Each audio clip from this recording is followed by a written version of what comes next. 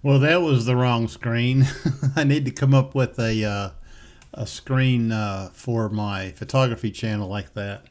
I did enjoy the music though. Good morning. This is Ron from Ron Durant Photography. I also have another channel called All Things Ron. That's my kind of my retirement channel. But this morning, what I thought we would do is let me know if you can hear me okay. If you're in the chat box, I don't know who all's here. This is kind of like a This is kind of like an unannounced. Hey, Woody. Yeah, watching for fun. Okay. So I've got a video.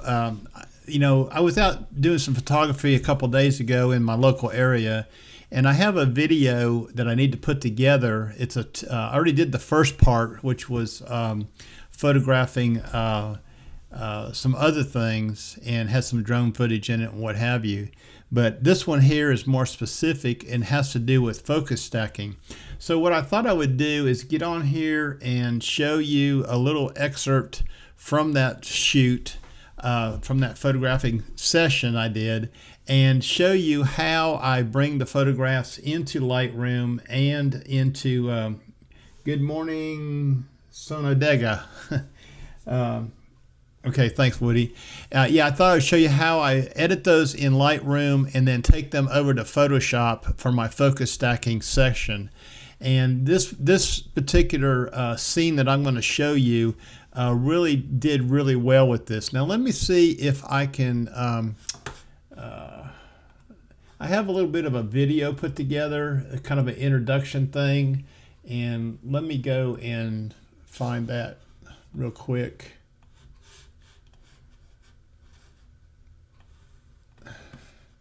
Let me get that ready and then I'll switch over to them. Yeah, here we go. So what I'm going to do is switch over to the display screen, and we'll go this right here. And let me play this real quick for you. This area of Morgan County is known as Nemo. And there's history here, history with that bridge, history with the railroad. I just showed you the sign back there. You can pause the video and read about it. Now right here in the parking lot, literally in the parking lot, there's this beautiful tree right here. I'm assuming it's some kind of maple tree. And the bridge is in the background. So I'm looking at this, it's piqued my interest to see if I could probably make a composition out of it. And I think I want to try. So let's look at this and see what it's all about. Now what I'm really going to do here is I'm really going to explore the area, okay? You ever remember that Saturday Night Live with Will Ferrell? I need more cowbell. I need you to explore the space. So that's what I'm doing here. I'm exploring the space. I think I see a vertical shot. Let me take you over by it so you can see what I'm looking at. Okay, right here at the edge of this tree, what I'm thinking is to get some of this tree branch in the composition with just that support and some of the steel from the bridge. So I'm gonna frame this up and see what it looks like. Okay, what I don't like is this man-made stuff in my photograph, okay? But I'm gonna go ahead and make a photograph right here of this, even though the man-made objects are in the scene, and just see what it looks like. 1/60th of a second, f8 at ISO 64, and that was a bracketed shot. Well, it doesn't look too bad, all right, if I just didn't have this pavement and this fence in there. So what I need to do is I need to explore the area a little bit more. Let me show you that those shots right now. 8563, 8562, and 8561. That was a bracketed shot. I'll go ahead and combine those in Lightroom so you can see what it looks like. You'll see what I'm talking about. I'm going to explore the area some more. I'm going to leave my camera sit right here and I'll be right back.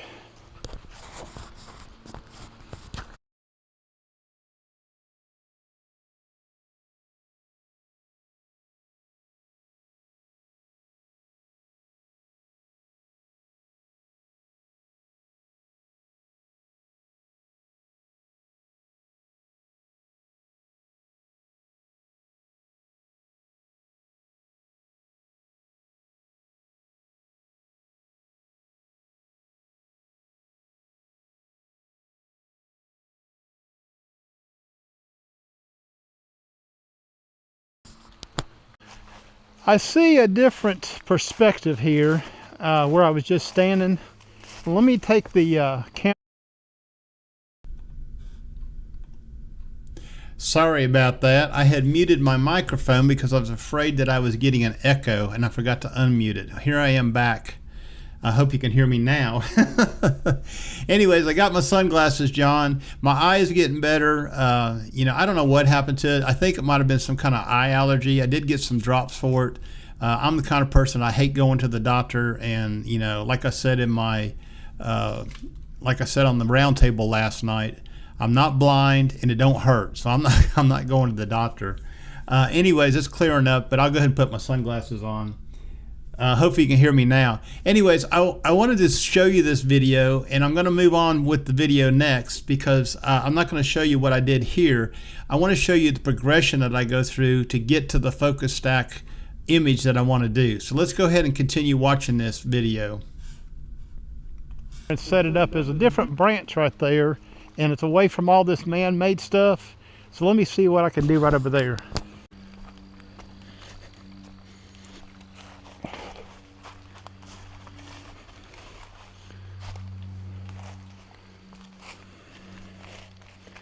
Now I'm inside of the man-made objects, except right over there under that bridge is a picnic table and a grill.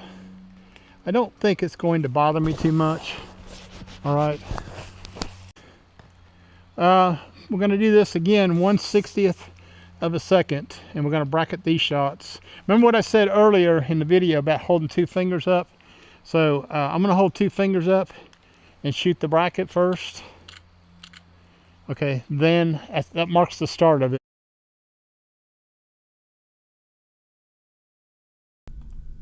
Let me explain that finger thing with you just for a second. When I'm doing, not bracket shots, but when I'm doing focus stack, and especially bracketed focus stacks, which you could end up with anywhere from 6 to 9 to 12 images that you are focus stacking. So what I do is I mark the beginning of my focus stack so I know when I get home in Lightroom where it's at. And the beginning of my focus stack, I'll hold two fingers up in front of my lens and it'll shoot a bracket. It'll shoot 3 shots of it. I'll continue on with my focus stacking however many times I need to do it. You know, in this particular image we're working on here, I had to pick 4 different focus points because I was shooting my lens at f8.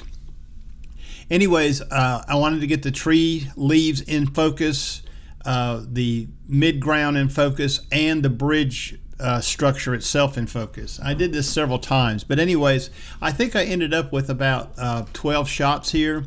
At the end of the bracket, okay, however many shots you're doing, I hold up 3 fingers like this. Notice how I have this finger tucked in, and that lets me know that that's the end of that series. So when I get it in Lightroom, and I'll show you here in a minute when we go into Lightroom, you'll see where my fingers are in that area. And then I'll show you how I mark the brackets so when I'm working on it, I don't get confused or get outside the boundaries or anything.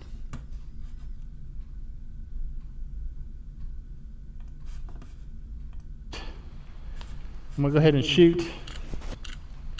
And then I'm going to mark the end of it. Now, that was 8571, 8570, and 8569. I focused on the bridge pier. I believe in order to get this branch and a little bit up here too in focus, I'm going to have to focus stack this. So I'm going to take another series now, but this time I'm going to focus stack it.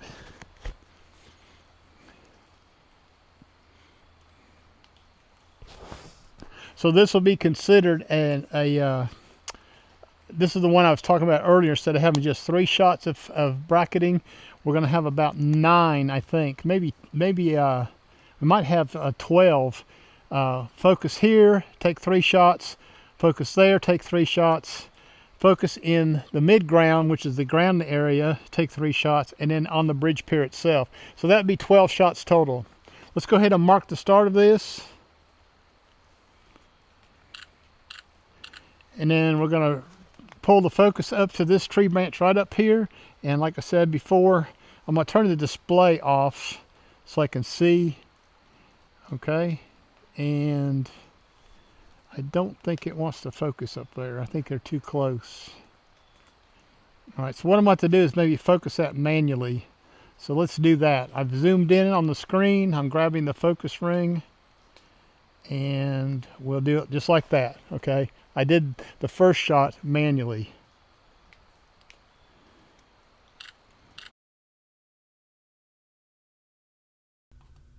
Now what I did there, I messed up, okay? My brain had a brain fart. I used back button focus, and my touch screen on my Nikon Z8 is set up. When I touch the screen, it just moves the focus point. It's not set up to focus, and it's not set up to focus and shoot. So I just used the touch screen to move my focus point, and then I used the back button focus. That's what I forgot to do here. All right, now we're going to focus on that tree branch over there. I know what it was. I forgot to push the focus button. That's okay.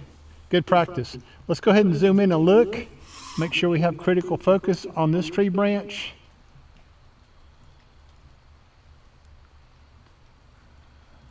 I believe I do. It's moving just a little bit. Okay, now we're going to focus on the mid-ground, about a third of the way up in the frame. These are all bracketed shots. The base shot is 1/60th. One stop over is 1/125th, and then one stop over is 1/15th. Is that right? 1/15th? I'm not sure. Now we're going to focus on the pier. 1/60th, 1/250th, 1/15th. I'm doing 2 stops over and under. Okay, now we're going to mark the end of that bracket. Okay, that was a total of 12 shots in that bracket. We're going to combine those in Lightroom, and we'll show you what they look like now. So I have...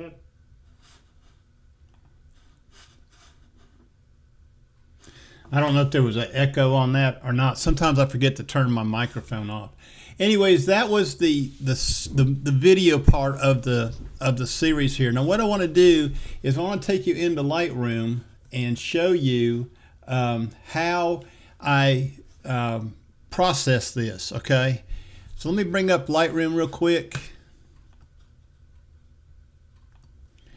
And I have Lightroom up on the screen. Now, what I have done, let me turn off this filtering real quick. You see I got a bunch of photographs here, and I've already isolated this 12 shot series for the sake of time. And I'm going to start right here by showing you the first image. This is the, I'm sorry, that's not it. Let me get to her. This is the first image right here. So there's my finger, that's my marker. And there's 3 shots of my finger, okay, because these are bracketed shots. So this is the actual first shot, okay, and the subsequent 11 other shots that are after that. But what I've done is I've marked the whole series with a 1 star. And the reason why I did that is so I could kind of filter it down so I only see those pictures. So I'm going to come here and click on 1 star. And now I'm only seeing the bracketed series, okay? And what we have to do is we have to combine the HDR part first. Each set of 3 has to be HDR combined in Lightroom. And then once we do that, we'll take those 4 HDR images into Photoshop and focus stack those. So we're going to start right here. This is not the first one. And I'm going to go ahead and mark these for rejection by hitting the X key on each one. And this is the actual first, whoops, I didn't mean to do that. These are the actual first bracketed shots, okay? So I'm just going to go ahead and highlight this like that, holding down the command key and hitting the mouse. Go over here. I do a right click on these. You can go to the menu and pick them up. But I right click on one of the images, hit photo merge and HDR. and then we let Lightroom do this processing. I go ahead and have auto align selected. If you're on a tripod, you don't necessarily need to do that. And then auto settings, and I put my deghost amount on low just in case there's some movement in the frame somewhere, especially if you're doing waterfall photography. You definitely want to put some deghost on there.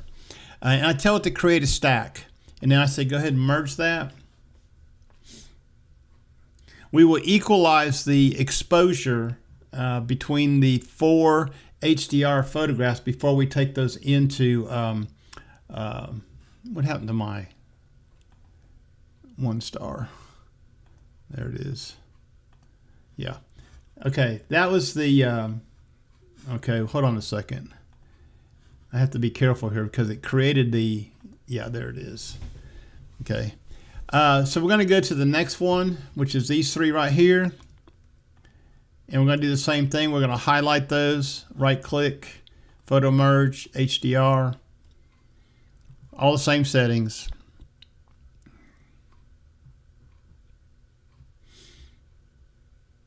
Once you've done this several times, this is really easy. I'm talking about the actual photographing part of it.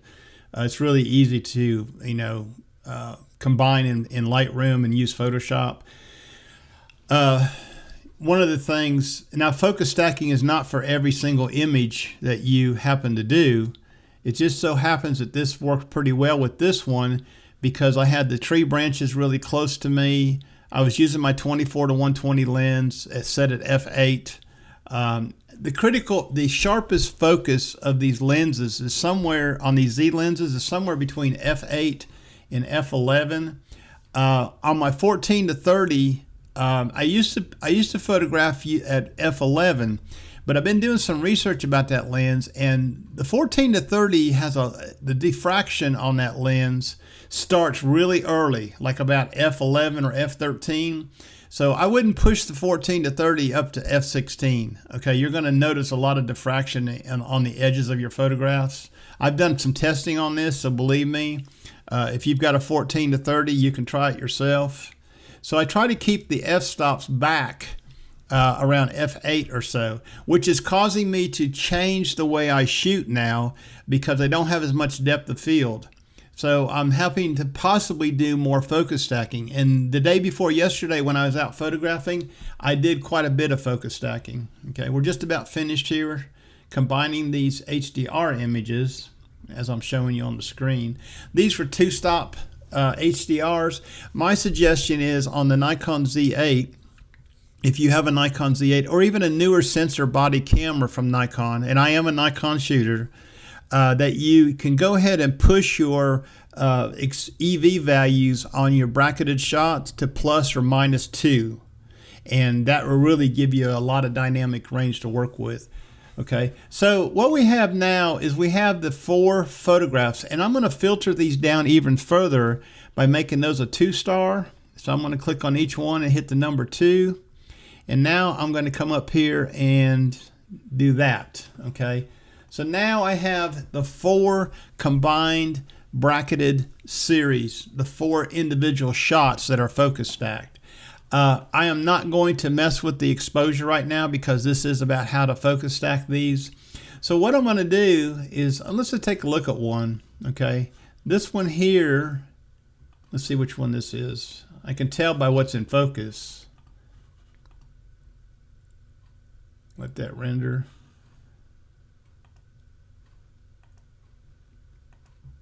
Oops, wrong one here. I think it's this one up here. Yeah. So the first one is what was focused above my head. The second one was this over here.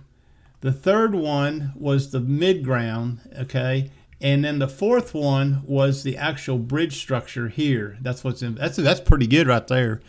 That focus right there, you can tell, okay?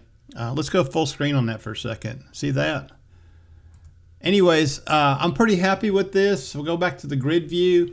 And what we're going to do is we're going to select all 4 photographs. You can hold down the command key or the control key, and then click on each one. That's how I do it. Okay. And we're going to take these into Photoshop and combine them. So we right click on one of the images. go down to edit in. Don't go edit in Photoshop. That's wrong anyways. Go down here to say open as layers in Photoshop. And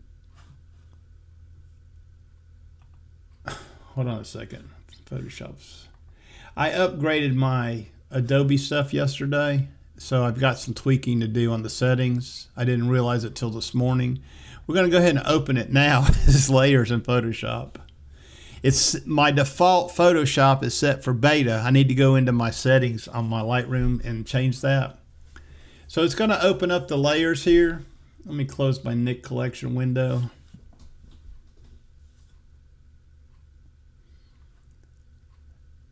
Hey, thanks, John. I like this composition. I really had a lot of fun up there day before yesterday. I'm going back out today, but I'm not going to the same area. Anyways, what you do now, each one of these layers is now inside of Photoshop. You can see right here in my layer tab. What we want to do is select all the layers, make sure they're selected. So click on the first one, hold down your shift key, click on the last one so they're all selected. Then we're going to go up to the File, Edit menu, okay, Edit, and we're going to do Auto Align. Now, you don't have to do Auto Align, but I do because sometimes there's some focus breathing on these lenses and there might be a little bit of difference it picks up. So you want to do Auto Align layers first. I wish there was a hotkey for that. I don't see one here, but we're just going to click on that. I take the defaults. I'm going to stop here for a second so you can see this. Your projection is set for auto and everything else is unchecked at this point. This is how I do mine. If you want more detailed information about that, I'm sure somebody's done a video on that. That's not what this video is about. This video is how to shoot the focus stack and how to combine it. Now, after that's completed, you'll notice if on the image here, there's some white area there. That's the alignment issue I was talking about. There's a little bit of focus breathing on that. Now, if you wish, you could crop it out of there right now, and we'll go ahead and do that using the crop tool in Photoshop. And let's take that off. Okay, I want to go to original, so I'll come up here, say original ratio. And all I'm going to do is bring the handles in just a little bit on the corners. All right, just to get rid of that misalignment. I'm just going to crop it that much. That's it. Okay. And now what we're going to do is we're going to finish this by blending these focus stacked images. So we go back to the edit menu, go down to auto blend. This is the way it's set up. I do stack images, seamless tones and colors, content aware fill, transparent areas. That's just a default. I've never changed these. I don't know what they do. If you want to find out what they do, you'll have to do your own research. I'm going to say okay. Now Photoshop's going to work on this. And what it's going to do is it's going to combine everything. And I'll show you here in just one. It's going to create a mask on each one and it's going to mask out. So if you look here at the stack on the in the layers panel, you can see what is what, okay? If it's in white, it's being revealed. If you know Photoshop black conceal, white reveals, or is it, I got that backwards. Anyways, you can see that each image, what pixels are detected of being in focus. So the first image here was that tree branch right at the top, okay? You can't see because my picture's in the way. Let me move my picture. I'm sorry about that. This is what we have. This is the stack right here. Hold on one second. A little bit of a issue here. It has created the mask for each one, and you'll notice start here at the first one right here at the top, how the little white area at the top left is. Well, that's that tree branch up here. Okay, that's what was focus stacked. Then the second one picks up a little bit more. It's getting that a little bit of that tree branch more, and this one right here. And then this is the midground, and this is the foreground. I mean the background, the bridge part. So you can see whatever's in white is being revealed to you. Now, if you feel like that the distance that you're working with here is greater than you need more focus stacking, you can focus stack more. You don't have to stop with what I did. You know, I did it 4 different times for 4 different objects, but you could do it more. I think more sometimes is overkill. I said 3 focus points up to 4 focus points, depending on the distance between the foreground and the background. Okay, if you go out and do a waterfall and you don't have anything in the foreground you're photographing, then I don't see a reason to do a focus stack on that. But if you do a photograph where there's maybe a big rock that's up in the it's up in your face, okay, then that's a good place to focus stack, okay? And that could be a short focus stack. You can say, okay, I just want to focus on this rock that's right here in front of me, and then I want to focus on the waterfall that's behind it, okay? Maybe it could be 20 feet behind it or 30 feet behind it, because everything in between that is water or something else, okay? So that would be a short focus stack series, okay? You wouldn't have to have a lot. This particular image that I'm dealing with here, okay, is a larger, you know, composition. Anyways, once you have this blended, then what you want to do is you want to flatten your layer, okay? So you go up here to layer panel and just go flatten image. Now you can assign hotkeys to this stuff, and I don't, okay? So now the image has been flattened. Now we got to get it from Photoshop back over to Lightroom, and that's really simple, okay? Well, let me show you how you do that. You go up here to File and you hit Save. When you hit save, it's saving it back to Lightroom, and it's going to go back to Lightroom as a TIFF. That's part of a preference setting inside of Lightroom. I'm going to close out Photoshop now because I'm done with Photoshop. I don't need it no more, okay? I did what I needed to do. When you come back over to Lightroom, if you'll notice the one that's highlighted right here, okay, this is our focus stacked image. It has a different name to it.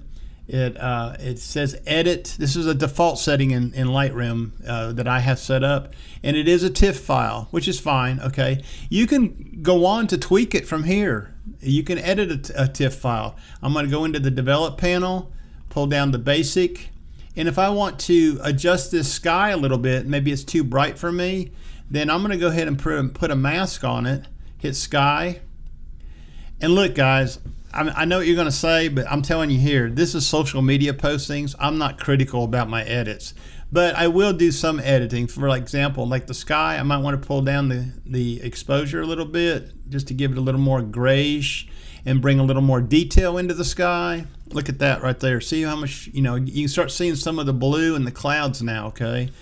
I'm going to bring the highlights down just a little bit in the sky. We're working on the sky now, okay? Working on the sky.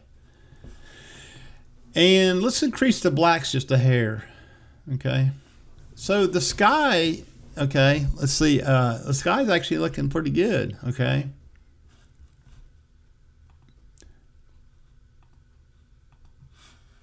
Go back to the grid view. So like this is before we'd edit it, and this is after. See the difference in the sky? Just by doing a little edit there.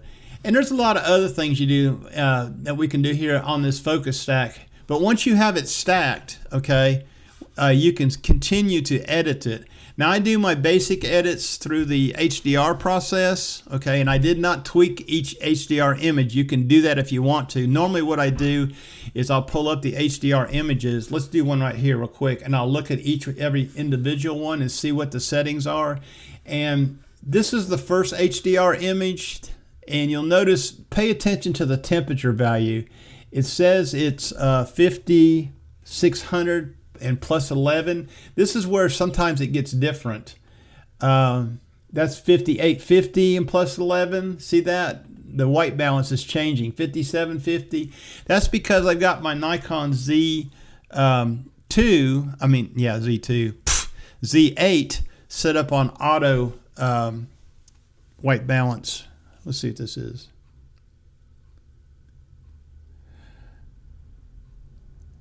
Hey Tim, John, you want to know if it's still a 47 megapixel when it's done? I don't know. Let's find out here in just a second. That's a good question. I don't think it is. I think it's bigger. Let me go back into the grid view. Yeah, Tim, I was a little bored this morning. I thought I would just turn on the camera and start talking. I don't know. Can I find out from here? There are properties maybe. Let's see. Photo.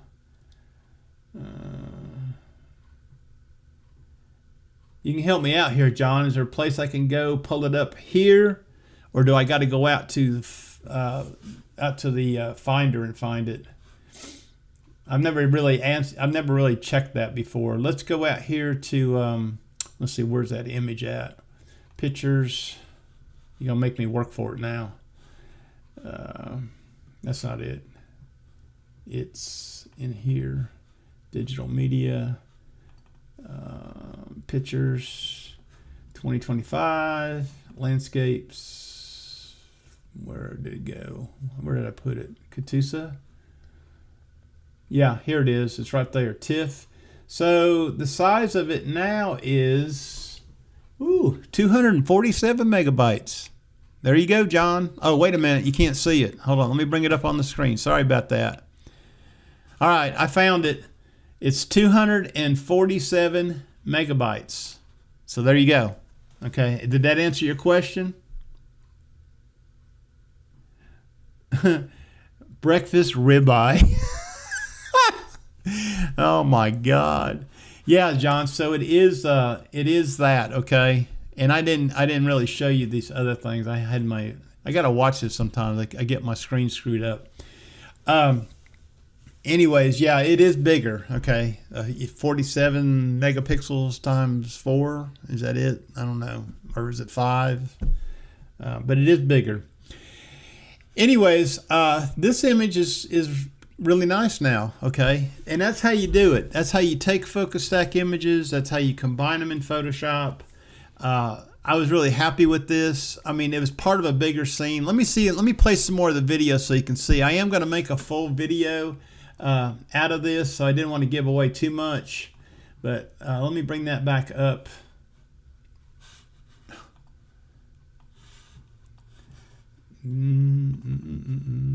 Let's see, I have to bump it up here. For and under. Okay, now we're going to mark the end of that bracket. Okay, that was a total of 12 shots in that bracket. We're going to combine those in Lightroom and we'll show you what they look like now. So I have critical focus here, critical focus there, in the midground, and on the bridge pier. Okay, I got a lot of sky in this too, okay? That's another thing that's kind of bothering me, but it's okay. It's kind of whited out. Let me explore some more and see if I can get another composition in here. Okay, I think I found another one. Let me bring you right over here to where I'm going to go. I'm going to go on the other side of this tree and face the other direction. So what I'm going to do is I'm going to set up right here. Got a tree branch in the way. I'm going to set up right here, and I want to include this tree branch .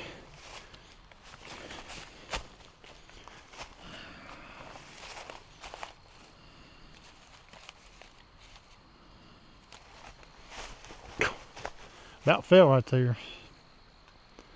So I want to include this tree branch right here, but right over there is the fence again. And I don't mind that concrete thing and that picnic table, but the fence might be a little distracting. Now I could maybe compose this shot and take the shot and then remove any distractions in Photoshop, and that's a possibility. So let me go get the camera and tripod. Now remember what I said earlier in the video about moving slowly? There's a lot of rocks and roots right here, so I'm not in a big hurry. Do not get in a big hurry with your photography. Well, this is pretty cool right here. Some green stuff around the bottom of this tree. I wonder if I can do something with that. Anyways, let's see what we can frame up here. Hey, I kind of like this, okay? Let me show it to you real quick. Let's see if I can show you on the back of the camera. See how the bridge is obscured by the tree branches to the side and above? I think that's pretty cool. Plus you got a lot of things at the bottom down here. Gnats, midgets, as Thomas Heaton would say, midges. It's funny, man. It's like almost getting pretty cold out and there's still quite a few bugs around. So let me get all set up here and make a few photographs. Now I have my leveling option in the camera set up for 2 separate bars. When I get home, I'll show you that in the back of the camera how to do that. There's 2 different kinds of levelers. You got the one that looks like a gyroscope, and this one here has 2 bars. So I have leveled my camera according to this scene vertically and horizontally, and I'm shooting a vertical composition, and that's to try to eliminate any distortion. I am at 24 millimeters using this 24-120 f4S lens. My base exposure is 1/40th of a second at f8. So let's start off by putting the marker in front, because this is going to be a focus stacked shot also.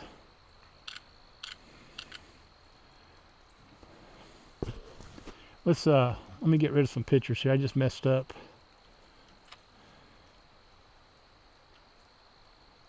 Okay, let's start again. Hold still, Ron. Okay, we're ready to go. Now what I'm going to do is I'm going to focus on this tree branch here nearest me.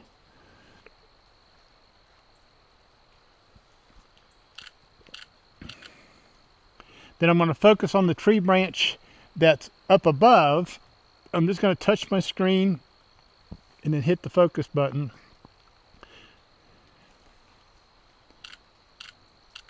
Then I'm going to focus on the midground, okay, which is down about the up about 1/3 from the bottom of the frame. Try to get that stuff in focus there. And then I'm going to focus on the bridge.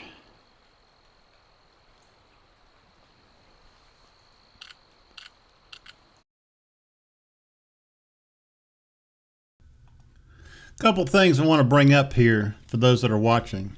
One is my shutter speed was probably too low. It was 1/60th of a second. There wasn't any wind, but there was some movement in the tree branches, okay? And that would affect your critical focus. So if I had increased my shutter speed and, you know, fooled around with my camera settings to get my shutter speed up to about 1/250th for this scene. There was no need to be at 1/60th, okay? I wasn't trying to blur anything. I was trying to get critical focus. That was a rookie error, okay? I should not have done that. This composition here is a lot better, okay? And I liked it better. And we're not going to go through the edit process of this one. But I will say this. On my camera settings, I have an eye menu set up. And John, who's on here today, I helped him set his camera up. But in my eye menu, I have the delay exposure option in there that I can use. And that's what I'm using here. Instead of using a 2-second timer or a 5-second timer, I'm using the delay mode. And I put it on my eye menu, and it's turned on in my menu bank. I think menu bank C is my landscape bank. So when I go to landscape mode on this camera, changing my shooting bank and my custom menu bank to C, then delay mode is already on there for me. And I have it set for, I think it's a 2-second delay. I think that's the maximum delay. So that helps eliminate any camera shake or shock if you're pressing the shutter button with your finger. Of course, it's always best to be light on the finger. You know, don't do this, okay? You just kind of do it real easy. I do have a remote cable for it, but when I'm out doing this kind of work, you know, I'm running around a lot, I find it inconvenient to put the 10-pin connector into the camera and screw it in so it's in there tight so it actually works. And I have to have 2 of these remote shutters because I have a Z6 II and it takes a different cable altogether, okay? But they're both the same button push, they're just 2 different ends on them. So I don't use my remote shutters as often as I should, and that's why I use the 2-second delay mode. But just remember, I should have, and when I go out today, I will make sure that my shutter speed is at a higher speed unless I'm shooting water. And then if I'm shooting water and I want to freeze, get motion blur in there, then I'll slow the shutter speed down, okay? But still, I was at f8 at ISO 64 with these shots I'm doing here on the screen, okay? Yeah, Johnny, just answered that question. Yeah, I do have a delay set, okay? Let's finish this video off. and we're going to mark the end of that series. So that would be a 3 shots bracket times 4, because we focus stacked it 4 times. So that's 12 shots that we're going to put together in the computer. And when I get home, we'll be working with photos number 8610 all the way back to 8597. Okay, from 8597 to 8610. All right, I don't know if there's any more compositions here, but I won't bore you with that. I get really excited when I find something like this, and I get super excited when I'm able to, let me turn this over here. I get super excited when I'm able to focus stack, because I love doing focus stack. Okay, I just love doing it. I probably love it just as much as I love HDR panoramas. If you've never done an HDR panorama, that's pretty cool too. Okay, I did one in the Smokies. I think it was in the spring or last fall. Let me show that to you in the video right now, okay, and I'll explain what I did. So I'm going to make my way down to the river and use the bridge again as a focal point and see what.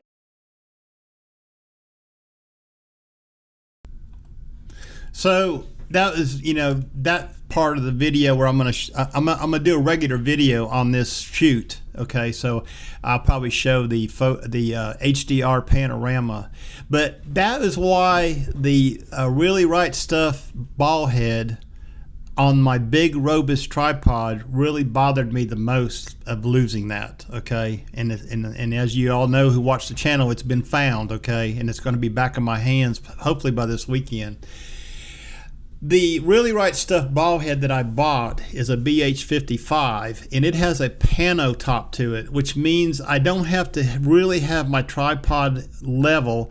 All I got to do is level the ball itself, okay? And that's really hard to do if you don't have a pano head. And when you put the camera on top of that, then you unlock the pano head and you're able to turn the camera and it stays level, which is critical when you're doing a panorama. So normally when I do my panoramas, I do them vertically, and I try to do them at 50 millimeters. So I do have a 50 millimeter 1.8S lens that I sometimes attach to the camera, but you can do it with any lens you have. Some of the zooms will be a little bit of distortion, but not much.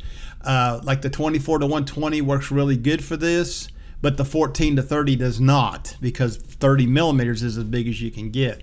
So, and another thing I don't have that I've been contemplating in getting is a nodal rail for the parallax effect. But a lot of I don't really need it for what I do. A lot of my panoramas are at a distance. I really don't have any foreground objects that could cause a problem with the parallax effect. And if you don't know what that is, watch Hudson Henry. He's got some videos on this. It's an effect, and it's real, okay, the way it is. But if you're shooting things with a pano with a close object, a foreground object, it could be a tree or a rock or something, then yeah, you will notice this. But most of the panoramas I do, the HDR panoramas. And what's nice is in Lightroom, when you combine an HDR panorama, there is a menu option that'll do that for you. Okay, it makes it a little bit easier to do HDR panoramas than it does to do focus stacking. And let me pull up Lightroom real quick and show you what I'm talking about. Okay, right here I got Lightroom back up, and let's just say that there is a series of 24 or 24 images, and it's very possible in an HDR panorama. Okay, it's very possible to have that. It's very possible to have that. When I'm doing an HDR panorama, I need to do a whole video on this. But when I do an HDR panorama, I look at my ball head, and it's got degree markers along the edge, and I start out with something even, like maybe 185 degrees, let's say, and that's where I start my camera. Well, I turn every shot I do, I turn it 15 degrees. Okay, now you're going to stop the camera here. You're going to shoot 3 images. These are going to be HDR bracketed images. You're going to move the camera 15 degrees. You're going to do it again, and do it again, and do it again, do it again, do it again. Keep doing it, maybe 6-7 times. You're going to have 3 images each time. So that means a total of 21 images. So when you combined that HDR panorama, can you imagine how big that file is going to be? Okay. I haven't checked that. You know, John just brought that to my attention today, that how big was the file? Well, that focused stacking file was 247 megabytes. Yeah, you could make a pretty large file out of it. You know, so anyways, I might do another video later on HDR panoramas, and having the equipment to do that is important. It's really difficult. Before I had the pano ball head, it was difficult for me to do panos and get them right. You know, get it so it's level. It's really hard to level your tripod. I mean, you can have a little bubble level on there, and you can try to adjust the legs and stuff, but chances are you're not going to get it level. So without a pano ball head, you know, it's going to be hard to do HDR panoramas. But let me show you real quick one of the menu options in here. I'm going to right click on this photograph, and one of the menu options under photo merge is HDR panorama. So it's really easy to do. Okay, you know, if I had 21 photographs, I would select all 21. I'd come over here and hit HDR panorama. It's going to do all the HDRs, and then it's going to combine them into a panorama in one step. You don't have to go out to Photoshop for this at all. The only thing I go out to Photoshop for is focus stacking. Well, I go out for other things, but when I'm doing this kind of edit, is focus stacking. Anyways, I've been on here long enough. Hopefully that was educational for you. I get up early in the morning. Sometimes, you know, I get my coffee and I think, you know, I'm just going to turn the camera on and start talking. I watched a guy do this about 6 months ago. He was in Australia. I got up at 4 o'clock in the morning and he was editing a photograph on Lightroom. I thought, this is crazy. But I watched him and he was just casual and nonchalant about it, you know. And I just like to teach some of the things that I know, and hopefully it helps you. You know, good morning, Kath. How are you? I know it's early for you out there in the Pacific. Okay, John, we'll see you later. Okay, go out and shoot today. You ain't got too many more days of fall colors in the area. Take that Jeep and ride up in the Catoosa. There's a lot of stuff up there today. Go up to the Devil's Breakfast table. Anyways, I'm going to get off here, and I will talk to y'all later. Thanks for joining me today, and y'all have a good day. We'll see you. Bye-bye.